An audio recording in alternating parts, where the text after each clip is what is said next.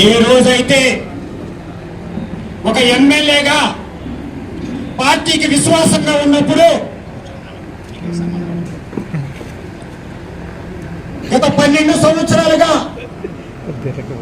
పార్టీలో విశ్వాసం ఉన్నప్పుడు నాకు ప్రజలు చివరి రోజు వరకు కూడా ఎమ్మెల్యేగా నాకు అవకాశం ఇచ్చారు. ఎవరు తాతగాడి సొమ్ము కాదది. నేను ప్రత్యేక హోదా కొరకు రాజీనామా చేశా, ప్రత్యేక హోదా కొరకు దీక్షలు చేశా. చివరి రోజు వరకు కూడా వరప్రసాద్ రావుని ఎమ్మెల్యేగా ఉంచడానికి ప్రజలు నిర్ణయించాలి తప్ప ఏ ఒక్కరు నిర్ణయించడానికి అది న్యాయం కాదు. ఎందుకంటే ఆ రోజు ఎవరు అధికారంలో ఉన్నప్పుడు ఈ వరప్రసాద్ రావు రాలా. కష్టకాలంలో ఉన్నప్పుడు 12లో నేను వచ్చా. ఆ తర్వాత నేను రాజీనామా చేసి దీక్ష చేసి మరొకసారి 19లో నేను అర్హత పొందా.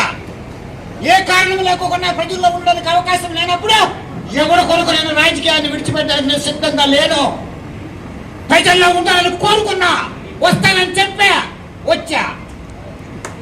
కనుక ఎవరి వల్ల రాజకీయాలు ఏమనుకుంటున్నారు? నువ్వు ఇస్తే మేము రాజకీయం చేసుకుంటామా?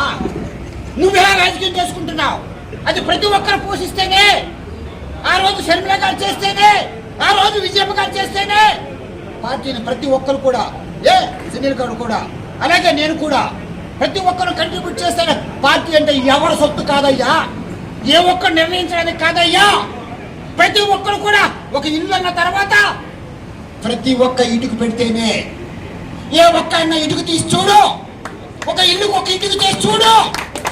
ఆ ఇటుకలమే మేము, ఆ ఇటుకలమే ఎవరన్నాక అందరికీ అన్నాను.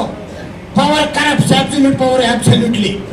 అధికారం కొంతవరకు మనిషిని మానవత్వం తీసేస్తుంది, ఎక్కువ అధికారం ఉంటే పూర్తిగా తీసేస్తుంది.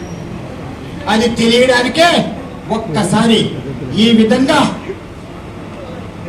మినరల్స్ తీసి నాశనం చేయడం, గ్రామాలను ఒక శ్మశాన వాటికలుగా చేయడం, ఇది ఒక రాజకీయం అని చెప్పి తెలియచేస్తూ, ఏ రోజైతే ఆ విధంగా చేశారో ఆ రోజుకే నేను వైఎస్ఆర్ పార్టీ దూరం అయిపోయి. మానవుడు పౌరుషం ఉన్నవాడు ఎవడు కూడా ఆ విధంగా ప్రవర్తిస్తే ఉండడానికి వరప్రసాద్ పౌరుషం లేనివాడు కాదు.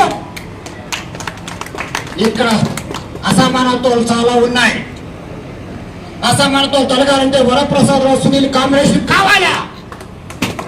బడుగు బలహీన వర్గాలు ధైర్యంతో, మానవత్వంతో, ఆత్మాభిమానంతో బ్రతకాలి అంటే చేతులు జోడించి కోరుతున్నా, మా ఇద్దరికి అవకాశం ఇవ్వండి. అహంకారాలు చెల్లవు ఇక్కడ.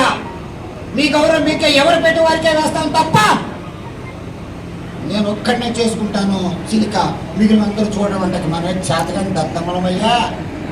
రేపు చూస్తావయ్యా, కేంద్ర ప్రభుత్వం రాష్ట్ర ప్రభుత్వం కలిస్తే నువ్వు చూస్తావయ్యా, నువ్వు చూస్తావు. అక్కడ చిన్నకూరు శ్మశాన వాటికి చేస్తే దత్తమల్లాగా కూర్చుంటావా? కేంద్ర ప్రభుత్వంలో గ్రీన్ ట్రిబ్యునల్స్ లో నేను తీసుకొస్తా. ఏ విధంగా ప్రజలు వాళ్ళ భూముల్ని శాశ్వతంగా ఉండాలా? నువ్వేమయ్యా ఎక్కడెక్కడో తిరుగుతారు?